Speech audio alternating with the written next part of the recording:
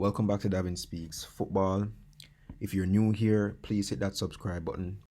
Alright, so let's start off with the Mason Greenwood story. Now, as you all know, or should know by now, Mason Greenwood received his official papers in September and is now eligible to play for Jamaica's national team, the Reggae Boyz, right? He so far turned down one call-up for the last 2 games. However, my initial take on this matter is that if he's not willing to come now, why should we take him when it's closer to the World Cup, or take him when we actually qualify for the World Cup? One of my friend was saying that we probably have to take our feelings out of it and just know that if he do decide to come, it's a world-class talent and he will immediately make the team better. And I had to think about it for some time now, actually. Watching the Reggae Boyz played those 4 games and seeing that we might lack a player like that, and trying to look at it as a business and not with feelings. Because I even say something recently with another international team where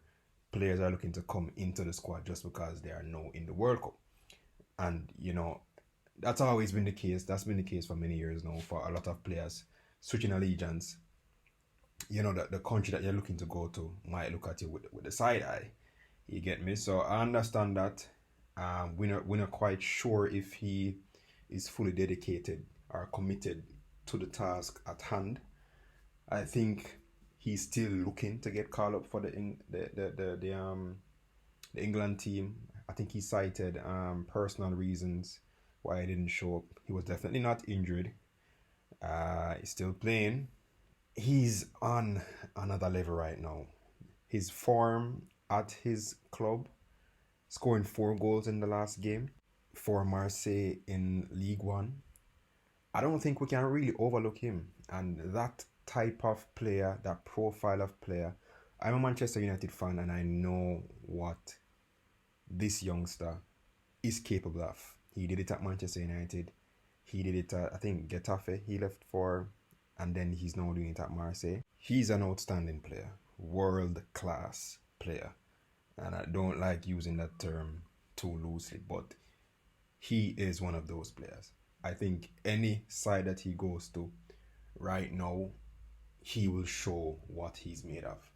And to get him in the Jamaican national team would just be icing on the cake right now.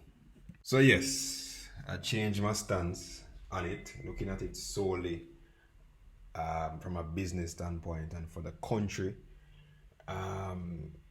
to be progressive in that World Cup for 2026. We have to look at the players that are eligible for us, and he is one of those players. So rightfully so, if he chooses to come for the last 2 qualifiers or at the World Cup, I think Jamaicans should, if he comes in and play the way that he's now playing for Marseille, I don't see how, footballing wise, we're not talking about anything else but footballing contributions, he will be outstanding.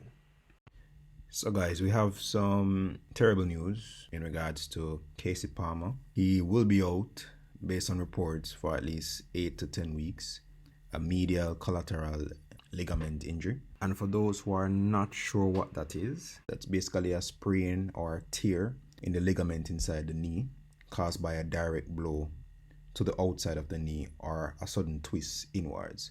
But it's reported that he picked up that injury in the last game before he was subbed off. So basically a kick in the knee, and he will be out for quite some time. So it's looking like he will be missing the last 2 games in the World Cup qualifiers. It's quite sad to hear that Palmer picked up this injury because he was outstanding in our last game. Really looking forward to him building on that performance. But just to hear that he more than likely will be missing those last 2 games. Now, who do you guys think should be his replacement in that starting lineup?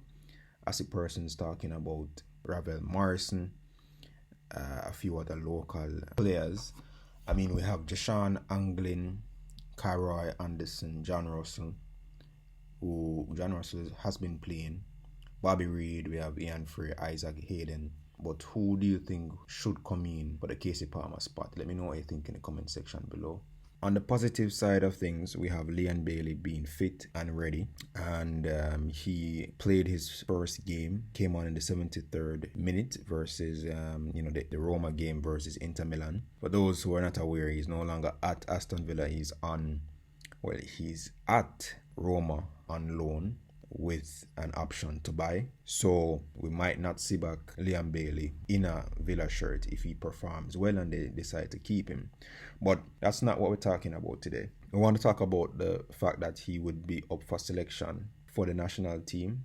We've seen where the team is performing quite well without the likes of the big names, the high profile, some of the high profile ballers, especially in those first two games. But we see that most of the record over Reed, the Pinnock, the Bailey, they are now being, fit and ready to play. And we're gonna need all the strength, all the world class. I'm using that word too loosely, but all the great overseas talents that we have, we're gonna really need them, along with the local boys as well, because we want to always have a mixture. But yes, let me know what you think. If Liam Bailey should be right back into the starting 11, or you think he's coming off an injury. We have 2 games left. Should we ease him in to those 2 games, or should he be a starter? We have the likes of Whisper performing on that right wing, and that's really Liam Bailey's preferred spot. And both of those players, after doing my checks, I see that both players, they can play left wing, right wing. I see sometimes we used to use Liam Bailey in a striker position as well, which I don't think we will be doing now because we have more than enough players. Kadamari, I should say.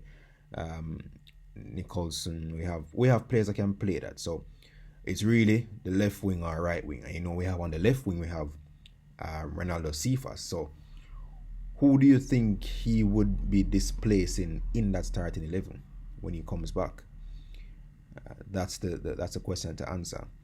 And would it be fair to have him back in the starting level right off the bat and not giving Whisper an opportunity to build on that wonderful performance that he had the other day?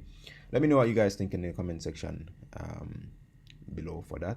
And as always, if you guys are watching, however this content reached your phone, your TV, really would appreciate you guys subscribing if you haven't already subscribed to the channel, if you want to see more content like this. If you are interested in this type of content, feel free to hit that subscribe button. It's the easiest way to grow this channel. Thank you so much for watching.